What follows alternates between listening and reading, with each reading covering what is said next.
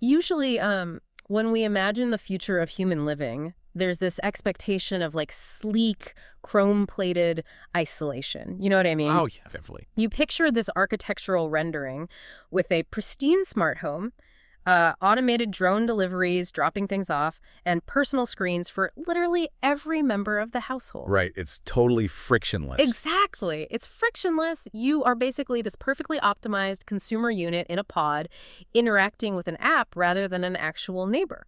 And welcome back, by the way. I know you, the perpetually curious learner, are always looking for those essential, mind-expanding nuggets in a world of total information overload. And today's deep dive promises exactly that. Yeah, because that futuristic, isolated vision is compelling for a lot of people, honestly, Yeah. because it offers total control. Everything is, individually possessed and totally predictable. Right. But it also treats a human being like a battery in a machine. You're plugged in, fed resources, and just completely isolated from the ecological reality outside your window. But today, we're looking at a single source document, a blueprint really, that throws that isolated smart home completely out the window.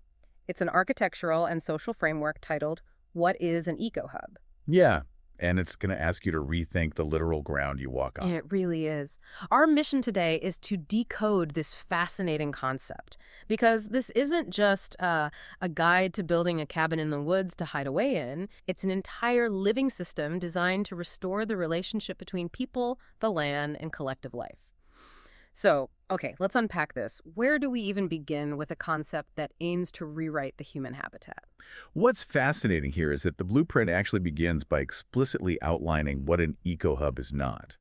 Because, people carry a lot of cultural baggage around terms like intentional communities. Absolutely. You hear that and immediately picture like a commune. Exactly. And the framework is incredibly firm on this. It says an EcoHub is not a luxury eco-retreat for the wealthy to vacation in. It is not a speculative real estate project designed to flip land for profit. Right. And it is absolutely not a survivalist bunker waiting to the apocalypse. And importantly, it's not a cult. And I imagine it isn't just a standard suburb either, right? Where you keep the exact same lifestyle, but maybe slap a solar panel on your roof and buy an electric car so you can feel better about your carbon footprint. Precisely. The source explicitly defines an EcoHub as an ongoing practice. It's humans actively learning how to live together regeneratively. It's a living, breathing ecosystem, not a finished product you just buy your way into. Okay, so to really understand how that ecosystem functions, we first have to look at the literal dirt they are building on, right?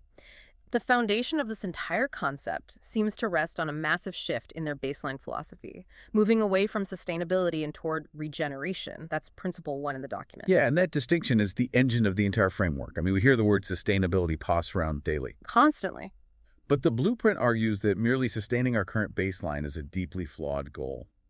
If an ecosystem is degraded, sustaining it just means keeping it degraded. Oh, wow. That makes a lot of sense. Right. So the goal of an EcoHub isn't just doing less harm. It's active healing. They are designing systems to actually become healthier over time. Yeah. Regenerating soil, restoring forests, fixing water cycles. It's kind of like it's the difference between treading water and actually swimming. Sustainability is like treading water so you don't drown, but regeneration is actively swimming to shore and like building a boat. That's a perfect analogy. And that philosophy obviously dictates the physical infrastructure too. Principle 7 talks about ecological construction. They aren't just talking about buying green certified drywall from a big box store, right? Not at all. They're utilizing local, low-impact materials. We're talking rammed earth, bamboo, reclaimed timber, natural fibers. Yeah. But it's the design itself that does the heavy lifting. They rely heavily on passive energy design and decentralized infrastructure rather than mechanical brute force. Let's break down passive energy design for a second, because that term gets thrown around a lot. Yeah. In a standard house, if it gets cold, a thermostat triggers a furnace to burn fuel and pump hot air. The house is just a leaky box. How does the EcoHub approach it differently? Instead of relying on a grid, passive energy design uses the environment itself. So a building might be physically oriented so the low winter sun hits a very specific thick wall made of rammed earth all day. Okay.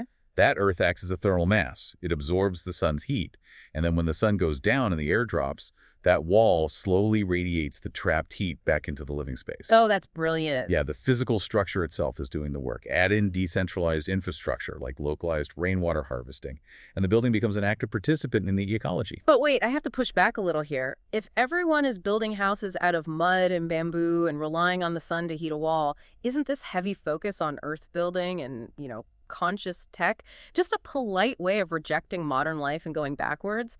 Are we ditching Wi-Fi and modern medicine? It's an understandable reaction, for sure.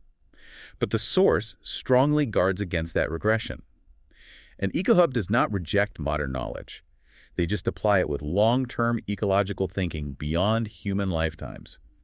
The mantra is literally, use technology consciously, not compulsively. Okay, so they aren't throwing laptops into a bonfire. No, definitely not. High-tech tools, solar grid management software, the internet, advanced medical tech, they are actively welcomed, but only if they strengthen community resilience and learning. I see. What they avoid is technology that creates unnecessary dependency, surveillance, or ecological extraction. They filter modern tech through a much longer timeline. That makes sense. It drastically changes the relationship to the physical space. The architecture and the tools aren't just commodities anymore, but, physical architecture fundamentally changes the social architecture. If the house forces you to interact with the environment differently, how does that change how people actually interact with each other? It changes everything, specifically how we view property. Principle 3 introduces collective stewardship over ownership. In a traditional model, land is just a commodity to be carved up and individually possessed. Right, to be sold to the highest bidder. Exactly. Yeah. But in an EcoHub, the land is viewed as a commons to be stewarded. Housing exists for use and contribution, not for market speculation.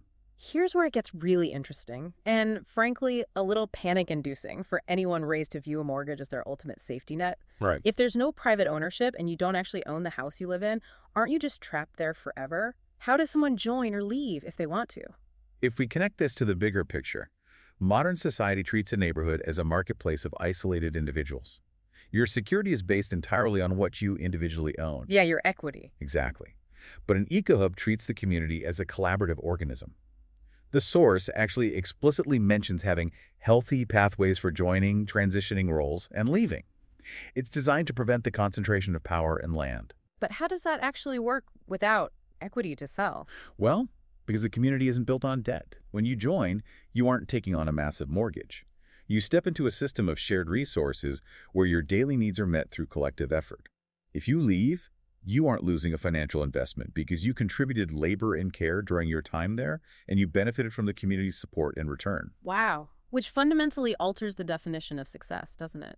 Without property values to track, the document talks about collaboration over competition in Principle 4. Success is measured collectively. They ask, are the people healthy? Is the land improving? Are elders supported? Yes, and answering yes to those questions requires a massive reevaluation of what constitutes work. Principle 5 places a huge emphasis on meaningful contribution and the recognition of invisible work. This concept is incredibly powerful because in our standard economy, contribution is measured almost entirely by market profitability. If you code software, you get a salary. But if you spend your day caring for an aging parent or cupping meals for a sick neighbor, you make $0. Right, the economy treats that labor as invisible, or just, a hobby. Exactly. But an EcoHub recognizes that this invisible work is foundational. Childcare, elder care, emotional support. Conflict mediation is a prime example in the text. Oh, conflict mediation. How so? Think about a normal suburban street where two neighbors get into a dispute over a property line. They stop speaking, they hire lawyers, or they call the cops. It's socially destructive. Right, and the anger never actually gets addressed. Exactly. Yeah. In an EcoHub, that tension threatens the health of the entire social organism. So someone steps in to mediate. Maybe it takes 3 long, emotionally exhausting afternoons of unpacking resentment. That mediator didn't produce a physical product to sell. But they kept the community from fracturing. Yes, and the blueprint recognizes that mediation is treated as critical work, valued just as highly as fixing a solar panel. That's wild. Because if conflict mediation and emotional labor are valued as highly as technical skills, your job title no longer defines your worth. It totally redefines what it means to be skilled or educated as an individual, which leads to Principle 6. Diverse human development, moving away from hyper-specialization. Modern economic systems force us into extremely narrow specialization. We're dependent on these massive supply chains because most of us only know how to perform one highly specific function for our paycheck. It's the difference between being a highly specialized tiny cog in a giant machine versus being like a human Swiss Army knife. But I have to push back again. Doesn't this sound exhausting? Like I have to know how to mediate a conflict, harvest rainwater, and teach kids all at So once. the blueprint is really careful about this nuance. Specialization still exists. The Yeah. goal isn't that everyone does everything perfectly. You don't have to be a master everything. But the system prioritizes versatility. Oh, I see. So it's about having a shared understanding so the community isn't fragile. Precisely. You might be the resident who specializes in maintaining the energy systems, but you possess enough emotional competence to participate in a conflict resolution circle and enough ecological literacy to understand how your energy system affects the local watershed. So if the one person who understands the water system leaves, the community doesn't collapse of thirst. Exactly. And that shared understanding is cultivated continuously. Principle 9 is all about multi-generational learning. Education isn't siloed into isolated institutions. Right, they don't take a 10-year-old, put them in a cinder block room for 8 hours a day to memorize facts and separate them from the real world. No, kids, adults, and elders all participate in a shared learning ecosystem. A child might help an elder catalog plants in the morning and then watch someone run calculations for the solar array in the afternoon. It fosters what Principle 8 calls conscious culture. Conscious culture. Cultivating empathy, self-awareness, and presence. Recognizing that inner development shapes external systems in a spiritually open, non-dogmatic way, which naturally leads to the ultimate structural question. If everyone is so deeply interconnected, sharing responsibilities, meditating conflicts, stewarding land, how do they keep it from collapsing into chaos or turning into some isolated, fragile bubble? It all comes down to scale and network.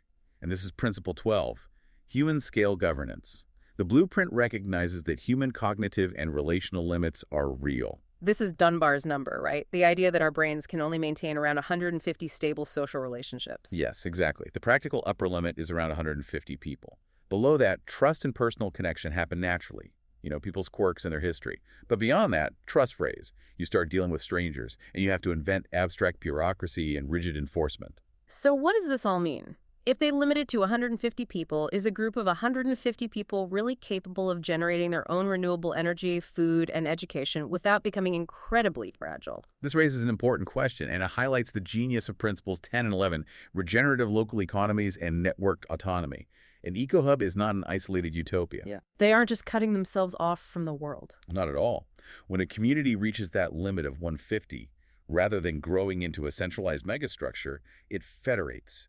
It transitions into smaller, semi-autonomous subhubs. Oh, so they become nodes in a larger network. Exactly. They prioritize local circulation of value first, but they collaborate with other hubs for knowledge exchange, resource sharing, and regenerative trade. So if one hub has a surplus of medical expertise and another has heavy agricultural equipment, they trade. They achieve interdependence without the fragility of a survivalist bunker, but also without the unhealthy dependency on massive global systems. Right. The ultimate goal is interconnected autonomy. They share governance templates and ecological coordination across this entire network. It is a profound shift in how we conceive of human living. From the literal dirt and passive solar walls up to these networked villages of 150 people. It really is a complete redesign. And this brings it all back to you, the learner listening right now. Because even if you aren't packing your bags to move to a 150-person earth-building community tomorrow, these principles are incredibly relevant today. Oh, absolutely. The applications are immediate. Think about recognizing invisible work in your own household, the emotional support, the daily maintenance, or using technology consciously, not compulsively in your own life, and focusing on active regeneration rather than just doing less harm. You can apply that to your neighborhood, your workplace, or your family dynamic right now. Yeah, it's a mindset shift you can make anywhere. Which leaves us with one final lingering thought. We talked about how these communities use long-term ecological thinking beyond human lifetimes. So if the ultimate marker of success in an EcoHub is designing systems that become healthier over time, well beyond a single human lifetime, how might adopting this exact mindset change the physical, social, and emotional artifacts you are choosing to leave behind for your great-grandchildren right now? Are you leaving behind extractions, or are you leaving behind seeds? That is the essential question, isn't it? something to explore on your own. Thanks for joining us, learner, and we'll catch you on the next deep dive.